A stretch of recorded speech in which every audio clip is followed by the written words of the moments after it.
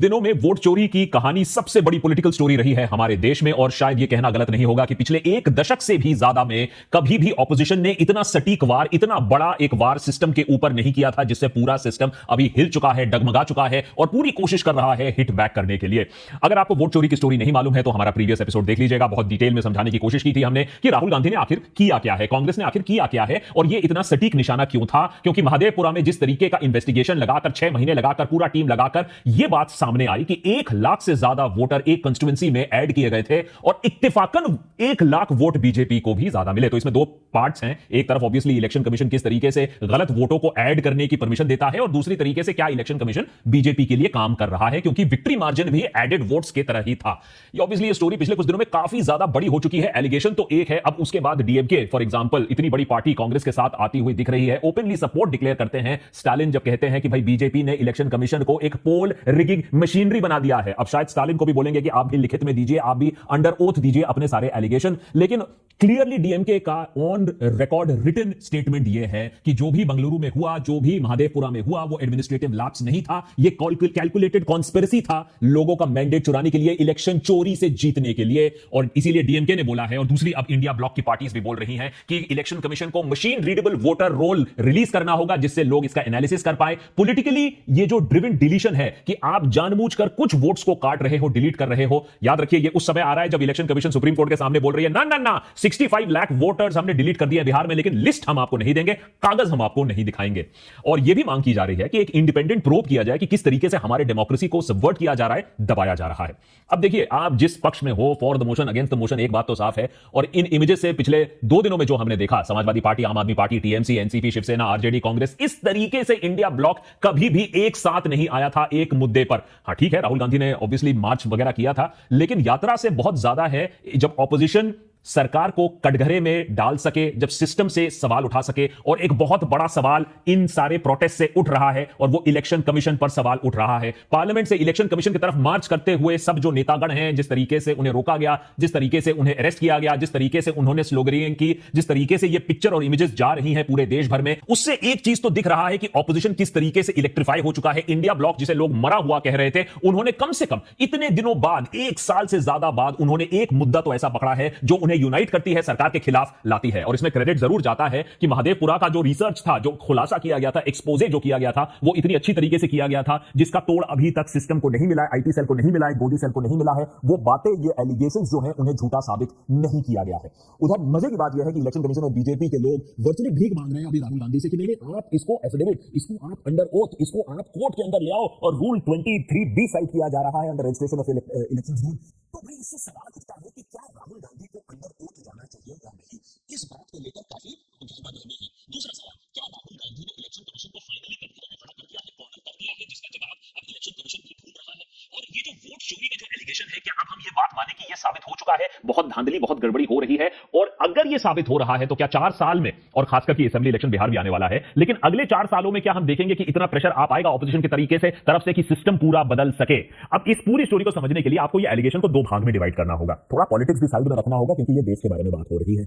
एक जो सवाल है वो तो डेफिनेटली आप पॉलिटिक्स साइड में रखकर डिस्कस कर सकते हो। क्या इलेक्शन कमीशन ने, इस इलेक्शन कमीशन, इससे पहले वाले इलेक्शन कमीशन, कांग्रेस के अंडर इलेक्शन कमीशन, क्या उन्होंने वोटर लिस्ट को कॉम्प्रोमाइज होने दिया है? क्या इलेक्शन कमीशन अपने ड्यूटी में फेल हुई है? ये वाला जो भाग है जहां एक वोटर का अधिकार, जहां फ्रॉडुलेंट वोटिंग हो रही है, ये हर पॉलिटिकल पार्टी को इंपैक्ट करेगी। तो पहले ये समझने की कोशिश करेंगे और फिर हम समझने की कोशिश करेंगे कि भैया क्या इलेक्शन कमीशन ये बीजेपी के लिए कर रहा है? Is the election commission acting as an agent of sorts of the BJP, जो एक बहुत बड़ा एलिगेशन लगाया जा रहा है। ये जो लड़ाई है, ये राजनीतिक नहीं है, ये कॉन्स्टिट्यूशन की लड़ाई है, कॉन्स्टिट्यूशन को बचाने की लड़ाई है, 1 मैन 1 वोट की लड़ाई है।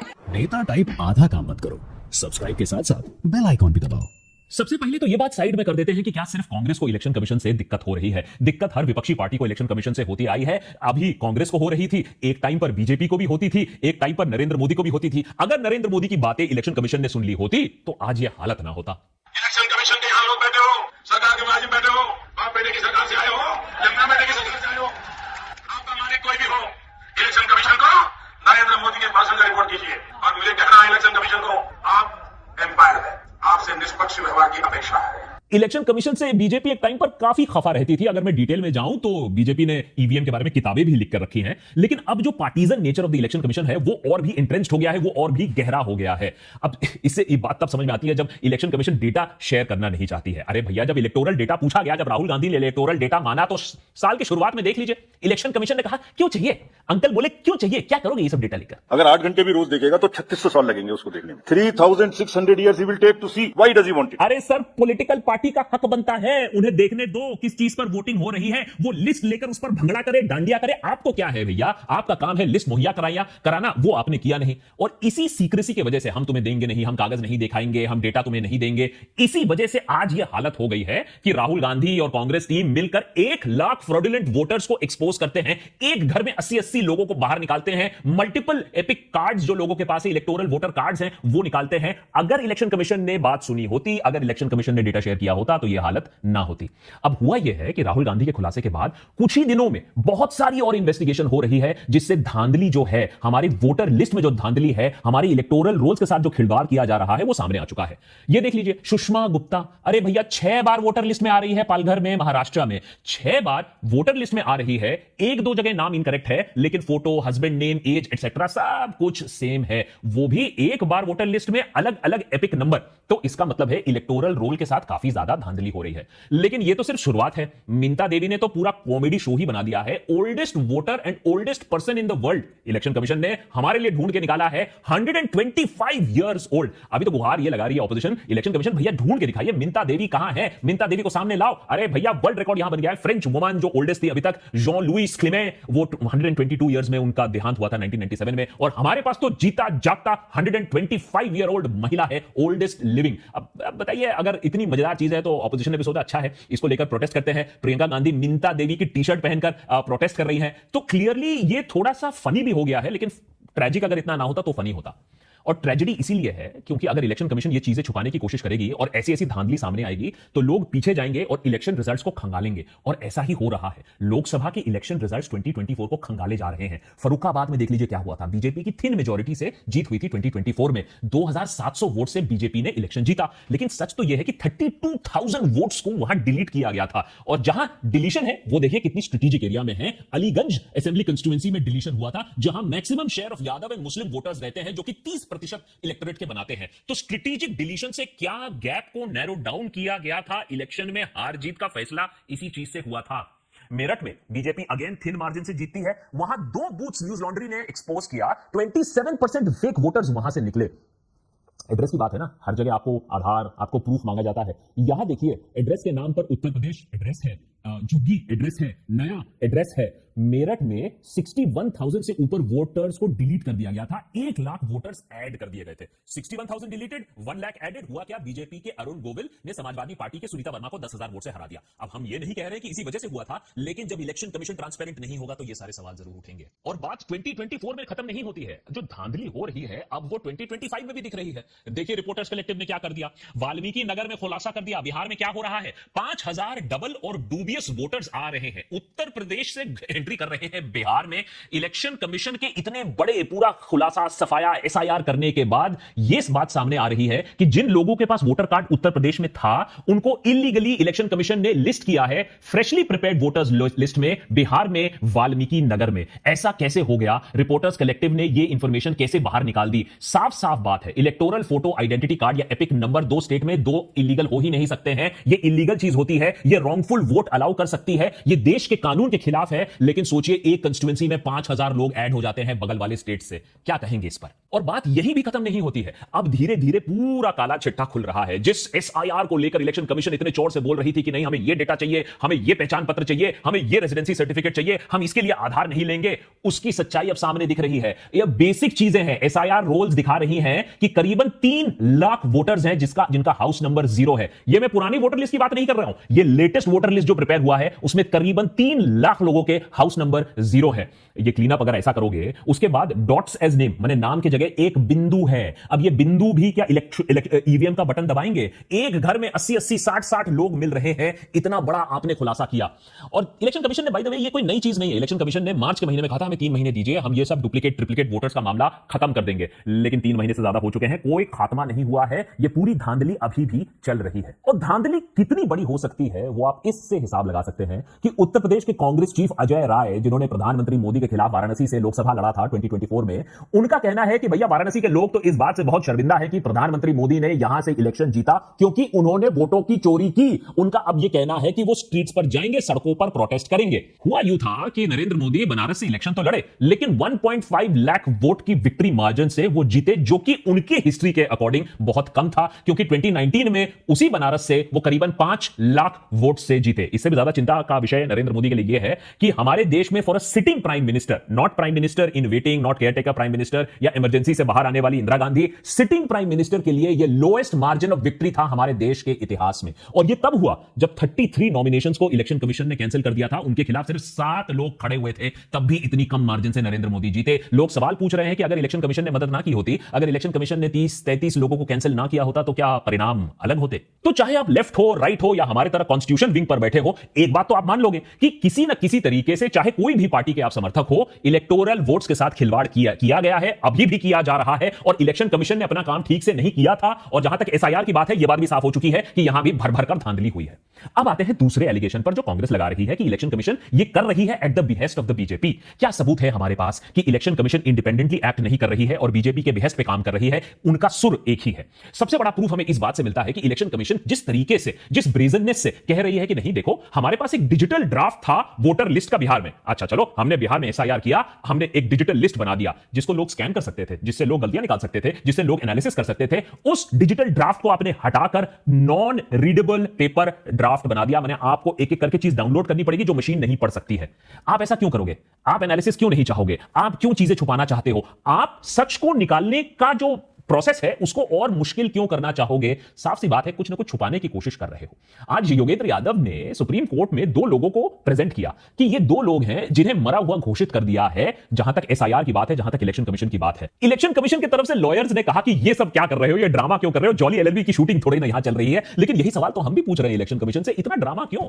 अरे भैया, आपने एक एक्सरसाइज किया है, आपने एसआईआर किया है, तो भैया रिपोर्ट सबके सामने आने दो। जब बात ये की गई, इलेक्शन कमीशन से पूछा गया कि आपने इस डिजिटल डेटा को क्यों बदला है, पेपर में क्यों बदल दिया है, इसका अभी तक जवाब उन्होंने नहीं दिया है। प्रूफ नंबर 2 कि आपने 65 लाख लोगों को बोल दिया कि इनको हमने हटा दिया है, ये मारे गए हैं, खत्म हो चुके हैं, इलीगल थे, मूव आउट कर गए बिहार से, जो भी हो, आपने 65 लाख लोगों को हटा दिया। कोई छोटा नंबर नहीं है ये, 65 लाख कोई छोटा नंबर नहीं है, जिनका वोटर्स ने आपने हटा दिया, जिनका एनरोलमेंट आपने कैंसिल कर दिया, आपने उनको डिलीट कर दिया।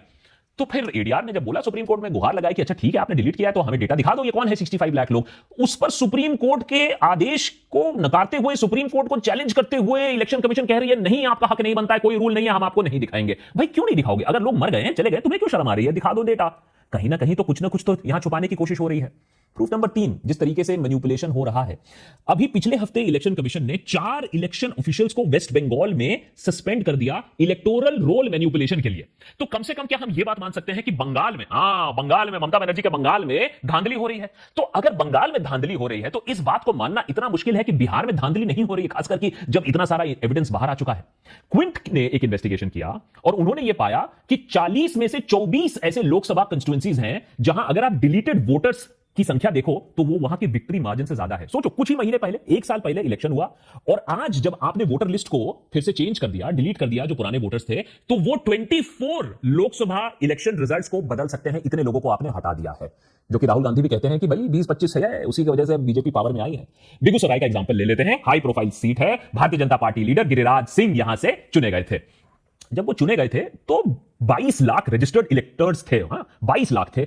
अब एसआईआर के बाद ये नंबर गिरकर 20,77,000 हो गया है। ठीक है, तो आप मान लीजिए 1,20,000 इलेक्टर्स हट गए, कम हो गए। मजे की बात यह है कि गिरिराज सिंह की जो विक्ट्री मार्जिन थी वो 80,000 के आसपास की थी। तो जितनी विक्ट्री मार्जिन ना थी उससे ज्यादा आपने लोग डिलीट कर दिए। कौन थे ये लोग? ये मरे हुए लोग थे, ये लोग एक साल में मर गए हैं, ये लोग एक साल में बाहर चले गए, या फिर ये लोग रजिस्टर्ड थे दो जगह पे, या ये लोग थे इलीगल। ये सारी जो पॉसिबिलिटीज खुल जाती हैं, जो कि विक्ट्री मार्जिन से भी ज्यादा लोगों को आप डिलीट कर रहे हो। इसीलिए इंपॉर्टेंट है हमें जानना कि ये लिस्ट कौन है, ये डिलीटेड लोग कौन है। चौथा प्रूफ फाइनल, इससे ज्यादा प्रूफ भी हो सकते हैं, लेकिन वन नेशन वन इलेक्शन का गेम तो कम से कम समझ में आ गया। क्योंकि इलेक्शन में जो धांधली होती है उसको समझने में थोड़ा टाइम लगता है, लेकिन आप जब वन नेशन वन इलेक्शन कर दोगे, 5 साल के लिए पूरा देश खत्म हो जाएगा, एक वोट आ जाएगा, तो उसके बाद आप किसको पकड़ोगे, कहां जाओगे। तो वन नेशन वन इलेक्शन का अब जो एजेंडा है कि इसको जल्दी से पुश किया जाए, कि जल्दी आनंद फानंद में किसी ना किसी तरीके से इलेक्शन करा देंगे, उसके बाद तो सारी चीजें हम वैसे भी डिलीट कर देंगे और मामला वहीं खत्म हो जाएगा। तो अब आते हैं फाइनल सवाल पर। राहुल गांधी के ऊपर जो प्रेशर आ रहा है कि इसको अंडर ओथ किया जाए, इसको कोर्ट केस बनाया दिया जाए, तो जल्दी से देख लेते हैं कि जब अंडर ओथ जाते हैं, जब कोर्ट में जाते हैं, तो किस तरीके से हमें जस्टिस मिलता है हमारे देश में, किस तरीके से इलेक्शन कमीशन को हिदायत मिलती है। सुप्रीम कोर्ट ने पहले ही डिसमिस कर दिया एक प्ली, जब इतनी बार कोर्ट पर यह बात गई कि भैया 100% manual counting of VVPAT slips करा दो। इलेक्शन कमीशन, ठीक है, आप ईवीएम से वोट कराना चाहते हो, आप ईवीएम से रिजल्ट्स भी डिक्लेयर करना चाहते हो, लेकिन रिजल्ट्स आपने आनंद फानंद में डिक्लेयर कर दिया, जल्दी से डिक्लेयर कर दिया, T20 की तरह डिक्लेयर कर दिया, लेकिन बाद में क्या हम उसको वोटर लिस्ट से वेरीफाई कर सकते हैं, वीवीपैट से, कि भैया ईवीएम में जो बटन दबा वो आपके प्रिंटआउट से भी आपने चेक कर लिया। ज्यादा टाइम नहीं लगेगा, लेकिन सुप्रीम कोर्ट ने कहा हम ऐसा अलाउ नहीं करेंगे, तो कोर्ट ने भी इसकी मान्यता नहीं दी। जब इलेक्शन बहुत क्लोज है तब भी ये प्रोसेस करना बहुत मुश्किल है, तो जो लोगों के माइंड में एक डाउट है वो डाउट तब भी रहेगा। कोर्ट ने भी हेल्प करने से मना कर दिया। दूसरा, इलेक्शन कमीशन ने storage time for CCTV footage को सिर्फ 45 डेज कर दिया। कहा कि नहीं, मिसयूज हो सकता है। सुप्रीम कोर्ट ने कुछ किया? कुछ नहीं किया। सोचिए, कांग्रेस ने जब मांगा सीसीटीवी फुटेज, तब इलेक्शन कमीशन ने रूल्स बदल दिए और सीसीटीवी फुटेज को सिर्फ 45 डेज तक, अरे भैया आप हमें दे दो, हम आपके लिए स्टोरेज कर देंगे। स्टोरेज आजकल इतना सस्ता हो गया है, लेकिन इलेक्शन कमीशन किसी कारण हेतु सिर्फ 45 डेज तक ही सीसीटीवी फुटेज रखना चाहता था, बाद में जिससे कोई इन्वेस्टिगेशन ना हो पाए, और कोर्ट ने कोई मदद नहीं की। यहां भी सुप्रीम कोर्ट ने हियरिंग अडजर्न कर दी। इतने सारे जो कंप्लेंट्स थे इलेक्शन कमीशन के अपॉइंटमेंट को लेकर, अरे आपने तो रूल ही बदल दिया। सुप्रीम कोर्ट ने कहा कि चीफ जस्टिस को होना जरूरी है, एक 3 पैनल बनाएंगे हम, सुप्रीम कोर्ट चीफ जस्टिस होगा, लीडर ऑफ ऑपोजिशन होगा, प्रधानमंत्री होगा, एक न्यूट्रल हम चीफ इलेक्शन कमीशन की नियुक्ति कर पाएंगे। सरकार ने रूल बदलकर चीफ जस्टिस को हटा दिया, एक मंत्री अपना लगा दिया, जिससे इलेक्शन कमीशन भाई तोता होगा, जो सरकार चाहेगा उसी का इलेक्शन कमिश्नर बनेगा। सुप्रीम कोर्ट ने इस पर भी फिर आगे कोई कार्रवाई नहीं की, बेसिक स्ट्रक्चर का भी सवाल नहीं उठाया। ना कि सुप्रीम कोर्ट या किसी कोर्ट ने यह पूछा कि ठीक इलेक्शन से पहले 2024 इलेक्शन से पहले अरुण गोयल क्यों रिजाइन कर गए एज इलेक्शन कमिश्नर, क्योंकि अरुण गोयल तो इतना इंपॉर्टेंट इलेक्शन हैंडल करने वाले थे, लेकिन इलेक्शन का डेट्स अनाउंस होने से 2 दिन पहले वो रिजाइन कर जाते हैं। आज तक किसी को पता नहीं चला क्यों रिजाइन किए गए। हेल्थ ग्राउंड्स पर तो नहीं, क्योंकि कुछ दिन बाद पता चलता है, सरकार पावर में आती है, अरुण गोयल को एम्बेसडर टू क्रोएशिया भेज दिया जाता है। और ना ही आज तक सुप्रीम कोर्ट ने कड़ा रुख लिया है कि जिस तरीके से धांधली होने की कोशिश हो रही थी, फॉर्म 17C के डिटेल्स इलेक्शन कमीशन अपलोड नहीं करना चाहती थी, जो एक लीगली वैलिड चीज है, जो इलेक्शन कमीशन को करना चाहिए, जो कि पार्टीज फिर अल्टीमेटली खुद करने लगी कि भैया हम ही वोटर डेटा अपलोड कर देते हैं। तो कहीं ना कहीं ये एक प्ले तो है कि राहुल गांधी को बोलो अंडर ओथ आओ, राहुल गांधी को कोर्ट कचहरी के चक्कर में फंसाओ, कहीं ना कहीं मजल कर दो, कहीं ना कहीं केस को सब जुडिस बना दो। होगा तो अगर इस केस में कोई प्रोग्रेस तो वो सड़कों पर होगा तो कोई केस तो भाई पीपल्स कोर्ट पे होगा, लेकिन ये भी आसान होने वाला नहीं है। पिछले 1 दशक में मैंने तो कभी आईटी सेल को और मोदी मीडिया को इतना काम करते हुए नहीं देखा कि किसी न किसी तरीके से इस पूरी स्टोरी को दबा दिया जाए, किसी न किसी तरीके से इस पूरी स्टोरी को डिस्क्रेडिट कर दिया जाए, किसी न किसी तरीके से डाइवर्जन क्रिएट कर दिया जाए। और पिछले कुछ दिनों में हमने डाइवर्जन भी खूब देखे हैं। हो सकता है आने वाले दिनों में कुछ जंग वगैरह भी हो जाए, क्योंकि एक बात तो हम फॉर सर्टेन कर सकते हैं कि अगर कांग्रेस इस चीज पर प्रेशर करता रहा, या तो इलेक्शन कमीशन को बदलना होगा, या तो हमारे देश पर कोई भारी आपदा आने वाली है, अस वर्सेस देम, या फिर पाकिस्तान का हमला या कोई आतंकी हमला, क्योंकि यह सिस्टम चेंज करने की बात है, यह सिस्टम को एक्सपोज करने की बात है। और अगर कोई अंधा इंसान भी होगा तो वो सुनकर बता सकता है कि कुछ तो डेफिनेटली गलत हो रहा है हमारे इलेक्टोरल रोल्स के साथ, कुछ तो गलत है हमारे डेमोक्रेसी के साथ, उसको ठीक करने की दरकार है। अगर कांग्रेस प्रेशर डाल पाए, अगर दूसरे भी और ऐसे जो धांधली हुई है वो सामने आ पाए ऑन अ डेली बेसिस, लोगों को याद दिलाया जाए, तो शायद कुछ चेंज हम एक्सपेक्ट कर सकते हैं।